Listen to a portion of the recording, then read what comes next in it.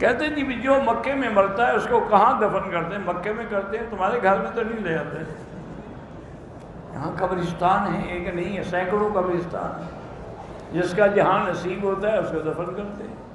اگر ہم 4 فرض والی نماز میں امام کے ساتھ آخری رکعت میں ملیں تو امام کے سلام کے بعد جب آدمی پورا کرے گا، کھڑا ہوگا، اس کے بعد فاتحہ پڑھے گا، سورت پڑھے گا، پھر بیٹھ جائے گا، آخری 2 رکعتوں میں فاتحہ پڑھے گا۔ ہم اپنے پیارے نبی علیہ السلام کو کہہ سکتے ہیں کہ آپ میری جان ہے، یہ اردو کا لفظ ہے، ورنہ کوئی حرج نہیں، ماننا ہے کہ محبت کا اظہار ہے۔ اسلامی طریقے سے جادو کا توڑ صورت بقرہ میں ہے، اجوا میں نہیں۔ اجوا کے بارے میں جو حکم ہے وہ الگ آپ نے سمجھا نہیں، کہ جو آدمی 7 دانے اجوا کے نہال منہ کھائے گا اس دن اس پہ زہر اثر نہیں کرے گی۔ آنکھ کا آنسو منہ میں آ جائے وضو نہیں ٹوٹتا۔ جو زندہ لوگ ہیں آپ اپنے لیے عمرہ کر کے ان کے لیے دعا کریں۔ بہرحال داڑھی منڈانا جو کہ گناہ ہے، آدمی فاسق و فاجر ہو جاتا ہے۔ باقی اللہ عالم، حدیث میں ہے کہ حضور کی زندگی میں ایک آدمی آیا تھا جس کی داڑھی منڈی ہوئی تھی اور مونچھیں تھی، تو آپ نے منہ پھیر دیا۔ اسی کو سامنے رکھ کے علماء کہتے ہیں شاید جب کوئی سلام پڑھنے جائے گا تو شاید حضور بھی منہ پھیر دیں۔ کہتے ہیں جی کہ کالا رنگ لگانا داڑھی کو کیوں نہ جائے؟ اس لیے کہ یہ دھوکہ دینے والی بات ہے کہ 80 سال کا بندہ اپنے آپ کو جوان ثابت کرے تو دھوکہ نہیں، تو گویا کہ فراڈ کر رہا ہے۔ اور دوسرا یہ کلر جو ہے فرعون نے لگایا تھا، اس لیے بھی منع ہے۔ والدین نے جو زیورات تیار کر کے رکھے ہوئے ہیں کہ جب بچیوں کی شادی ہوں گی تو دیں گے، ابھی تو تمہارے پاس ہیں نا، ابھی تم زکوٰۃ دو، جب ان کو دو گے پھر وہ سوچیں گی۔ ہماری سگی بڑی بہن ہے، اس کو حسد ہے، اس کے حسد کی وجہ سے ہمارے بڑے نقصان ہوئے ہیں، تو کیسے بچا جائے؟ بس لا حول پڑھ کے اس کی طرف دم کرتے رہو کہ اللہ اس کے شر سے بچا۔ ویڈیو سے تصویر بنانا موبائل سے ناجائز ہے۔ عورتیں جو ہیں وہ سرخی اور میک اپ لگا کے طواف کرتی ہیں تو ان کو کوئی اس کے بغیر دیکھتا نہیں نا، وہ میک اپ سنگار کریں گی تو کوئی دیکھے گا نا۔ بہرحال یہ ناجائز ہے۔ حضور کی حدیث ہے کہ جو عورت میک اپ سنگار کر کے خوشبو لگا کے اپنے گھر سے باہر آئے اس پہ اللہ کے فرشتے لعنت بھیجتے ہیں۔ آپ نے میک اپ کرنا ہے گھر میں کرو، اپنے خاوند کے لیے، لوگوں کے لیے کیوں کرتی ہیں؟ پتہ نہیں آدمی اپنی بیوی کا پستان چوس سکتا ہے؟ بالکل جی، جو مرضی ہے کرو۔ ٹیسٹ ٹیوب بیوی جو ہے، بہرحال گزارش یہ ہے کہ اگر اس میں اس کے خامند کا مادہ استعمال ہو تو جائز ہے، اگر کسی اور سے لے کے ڈالا جائے تو پھر تو بچہ حرام کا ہے، وہ زنا ہے۔ مسلمان مرد جو ہے وہ کرسچین عورت سے اگر واقعتاً وہ صحیح عقیدہ نصرانی پہ ہے تو پھر شادی کر سکتا ہے۔ کہتے ہیں جی کہ نماز جنازہ میں سورۃ فاتحہ کیوں نہیں پڑھتے؟ اس لیے نہیں پڑھتے کہ جنازہ نماز ہے ہی نہیں، وہ تو دعا ہے، ورنہ کوئی نماز ایسی ہے جس میں رکوع بھی نہ ہو، سجدہ بھی نہ ہو۔ دوسرے ملکوں سے جو غیر مسلم لوگوں کے کپڑے یا کوئی چیزیں آتی ہیں استعمال شدہ بکنے کے لیے، لینے کے بعد ڈرائی کلین کرا کے پھر استعمال کریں۔ میرا جوان بیٹا فوت ہو گیا، اس کا عمرہ کرنے میں اور میری بیوی نے پاکستان اور ٹھیک ہو گیا، اچھا کیا آپ نے۔ میں نے طواف کیا لیکن زمزم نہیں پیا، کوئی بات نہیں۔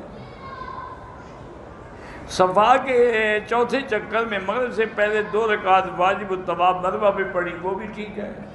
میں بیوی کو لے کے عمرے پہ آیا ہوں، اللہ سے دعا کی ہے کہ اللہ مجھے بیٹا دے، میرا 1 بیٹا اور 2 بیٹیاں، تو الحمدللہ اللہ کا شکر کرو۔ طائف کا جو میقات ہے وہ میقات کا عمرہ ہوگا، مسجد عائشہ یہ ہل سے عمرہ ہے، یہ میقات کا نہیں ہے، طائف کے برابر نہیں ہو سکتا۔ 1972 کے سال میں جو خطاب کرتے تھے وہ آپ تھے یا آپ کے والد تھے؟ میرے والد تھے۔ نفل طواف ہو یا فرض، کعبے کو طواف کے دوران کعبے کو نہ دیکھیں، اپنی نظر نیچے رکھیں۔ زکوٰۃ و صدقے کے پیسے سے کسی کو عمرے کی شرط نہ کریں، اس کو دے دیں، اس کی مرضی۔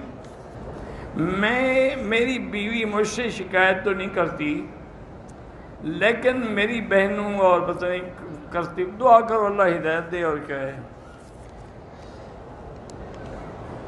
اللہ پاک جن کی اولاد نہیں ہے ان کو بھی اولاد دے، اور جن کی اولاد ہے ان کو صالح بنائے۔ ایک عورت نے اگر حیض کی حالت میں عمرہ کیا ہے وہ توبہ بھی کرے اور عمرہ بھی دوبارہ کرے اور دم بھی دے۔ میں جانور پالتا رہتا ہوں، علاج بھی کرتا ہوں، پھر مر جاتے، اللہ کی مرضی، بندے نہیں مر جاتے۔ میں تجارت کی وجہ سے مدینہ منورہ گیا ہوں، پھر مکہ آیا، پھر عمرہ ضروری نہیں ہے۔ داڑھی رکھنا واجب ہے اور کٹانے والا فاسق و فاجر ہے۔ میری والدہ بیمار ہے، اللہ شفا دے۔ حاملہ لڑکی سے نکاح ہو سکتا ہے؟ نہیں ہو سکتا ہے، پہلے حمل سے تو فارغ ہو۔ جب تک وہ حمل سے فارغ نہیں ہوگی اس کی عدت ہی نہیں گزرے گی۔ عدت ہی اس کی یہی ہے کہ یضعن حملہن، کہ حمل سے وہ فارغ ہو۔ صبح کی نماز قضا ہو جائے تو جب بھی نیند کھلے فوراً ادا کرو۔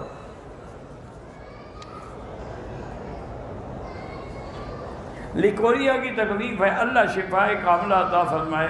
آج کل تو بڑے بڑے دوا آ گئے ہیں جس سے وہ لیکوریا فوراً ٹھیک ہو جاتا ہے۔ دل کی تکلیف کے لیے بھی سینکڑوں علاج ہیں، ورنہ باہر زمزم بھی ہیں۔ ماموں بیمار ہیں، کینسر ہے تو لیس لہا من دون اللہ کاشفا۔ سنت مؤکدہ غیر مؤکدہ پڑھنے میں کوئی فرق نہیں ہوتا۔ اگر احرام باندھا ہوا تھا، رات کو مکے میں پہنچے، سو گئے، صبح اٹھ کے عمرہ کیا، کوئی بات نہیں۔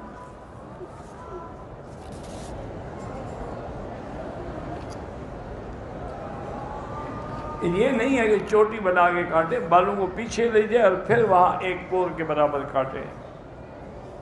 پرانی قبروں کے گرنے کا خدشہ ہو تو اس کو ٹھیک کیا جا سکتا ہے۔ عصر اور ظہر کی نماز کیوں آہستہ پڑھی جاتی ہے؟ اللہ کا حکم ہے اور نبی پاک نے آہستہ پڑھی ہے۔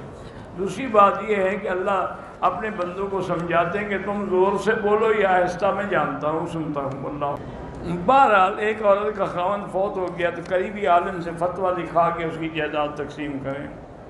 سرکاری جگہ پر اگر بغیر اجازت کے مسجد بنائی جائے تو ناجائز ہے۔ سجدے تلاوت یہ پڑھتے پڑھتے سجدے کر دیں۔ حافظ قرآن ہے، دعا کریں اس کو، رب زدنی علما پڑھا کرے۔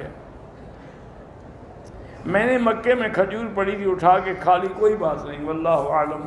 ربنا تقبل منا انک انت السمیع العلیم وتب علینا انک انت التواب الرحیم۔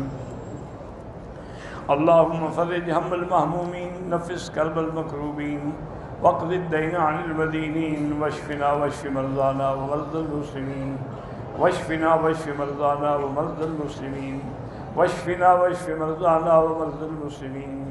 اللہم احفظ سائر بلاد المسلمین وهذا البلد الامین، فاجعلها آمنا مطمئنا سخاء رخاء الى یوم الدین۔ یا اللہ بیماروں کو شفا عطا فرما، یا اللہ ہماری ظاہری باطنی روحانی جسمانی بیماریاں دور فرما، یا اللہ بے حیاؤں کو حیا، بیماروں کو شفا عطا فرما، یا اللہ ہماری ظاہری باطنی روحانی جسمانی بیماریاں دور فرما، یا اللہ بے حیاؤں کو حیا عطا فرما، بے اولادوں کو اولاد صالح عطا فرما، جن کے گھروں میں لڑکی ہیں اللہ ان کو خیر کے رشتے نصیب فرما، بے روزگاروں کو روزگار عطا فرما، قرض داروں کے قرض عطا فرما۔ یا اللہ پوری دنیا میں جہاں مساجد ہیں، مدارس ہیں، دین کے ادارے ہیں، ان کی حفاظت فرما، اور جہاں جہاں دین کے اجتماع ہیں ان کی حفاظت فرما۔ یا الہ العالمین پاکستان کی ہنود اور یہود اور قادیانیوں کے فتنے سے حفاظت فرما۔ یا اللہ مسلمان دہلی میں ہیں، کشمیر میں ہیں، فلسطین میں ہیں، عرب میں ہیں، عجب میں ہیں، افغان میں ہیں، ان کی جان مال آبرو عزت کی حفاظت فرما۔ یا اللہ کشمیر میں اور ہند میں جو ظلم ہو رہا ہے، مسلمان بے بس ہیں، وہ ان کا توڑ نہیں کر سکتے، آپ اپنی قدرت سے ان ظالموں پہ عذاب نازل فرما۔ اللہم انزل علیہم باسک الذی لا یرد عن القوم المجرمین، اللہم ارنا فیہم عجائب قدرتک، اللہم انی اعوذ برضاک من سخطک ومعافاتک من عقوبتک وبک منک اللہم لا احصی ثناء علیک، ربنا آتنا فی الدنیا حسنۃ وفی الآخرۃ عذاب النار۔ صلی اللہ تعالی علی خیر خلقہ سیدنا محمد وعلی آلہ وصحبہ اجمعین۔ اللہم صلی علی سیدنا محمد وبارک وسلم۔